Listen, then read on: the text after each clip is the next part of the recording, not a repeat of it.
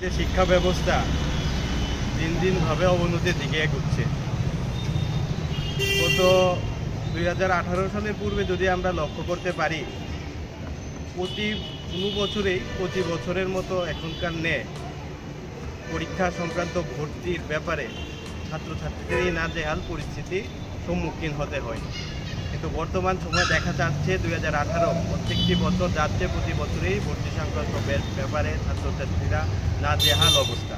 তারা নিজস্ব পছন্দ মতো সাবজেক্ট কিংবা কলেজ পর্যন্ত সেখানে অ্যাডমিশন নেওয়ার ক্ষেত্রে অনেকটা কষ্ট করতে হয়। এর কারণবশতই রাম ঠাকুর কলেজে কিছুদিন আগে ভর্তি সংক্রান্ত ব্যাপারে একজন কলেজের প্রফেসরকে সাসপেন্ডেড পর্যন্ত হতে হয়। টাকা নিয়ে ভর্তি করার ক্ষেত্রেও দুর্নীতির অভিযোগ আমরা শুনতে পাই। আমরা এসএফআই বিভাগীয় কমিটি মূলত 4 দফা দাবিতে ত্রিপুরা রাজ্যের আধিকারিকদের কাছে ডেপুটেশনে আমরা মিলিত হই।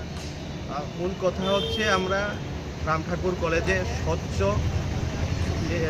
অ্যাডমিশন যাতে আমরা করতে পারি, সকল ছাত্রছাত্রীরা যাতে ভর্তি প্রক্রিয়ায় অংশগ্রহণ নিতে পারে, ভর্তি হতে পারে, তার নিশ্চয়তা করতে আমরা এখানে আসি। যাতে কোনো রকমের চাপের মুখে মাথা না করে রাম ঠাকুর কলেজ কর্তৃপক্ষ এবং শিক্ষা দপ্তর যাতে ভর্তি প্রক্রিয়ার মাধ্যমে কাউকে ভর্তি করার ফলে অন্য যারা যোগ্য তারা যাতে বঞ্চিত না হয়, সেই জিনিসটা যাতে লক্ষ্য রাখে, সকল ছাত্রের ভর্তি যাতে এখানে নিশ্চিত।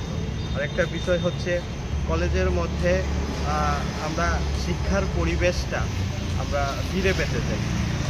রাজ্যের প্রত্যেকটি কলেজগুলির মধ্যে দেখা যাচ্ছে শিক্ষার পরিবেশ একবারে নেই বললেই চলে। কলেজগুলির মধ্যে নেশার রমরমা, ঠিকভাবে ক্লাস হচ্ছে না, উপযুক্ত শিক্ষকের অভাবে এবং বহিরাগতদের অনুপ্রবেশ কলেজকে শিক্ষাঙ্গনের পরিবর্তে একটা মাছবাজারে পরিণত করেছে।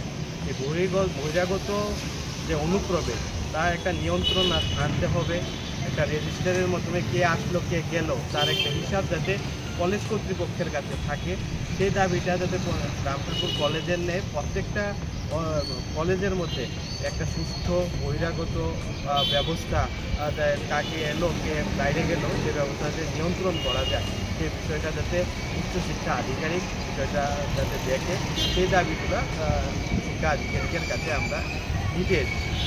এবং আধিকারিক মহাশয় আমাদের প্রত্যেকটি দাবি গুরুত্ব সহকারে দেখেছেন এবং প্রত্যেকটি দাবিকে ন্যায্য বিচারের যথোপযোগ্য চেষ্টা করার এবং এ বিষয়ে লক্ষ্য রাখার, সমাধান করার চেষ্টা করার আমরা আশ্বাস দিয়েছেন। আশা করছি দেখা যাক এই বিষয়গুলি সমাধান হবে কি না হবে। যদি আগামী দিনে তা যদি না হয়, আগামী দিনে এসএফআই হুগলি বিভাগ আরও বেশি ছাত্রছাত্রীদের নিয়ে আরও এই ছাত্র সংগ্রামকে আরও জোরদার করে একটা দুর্বার আন্দোলন গড়ে তোলার চেষ্টা করবে।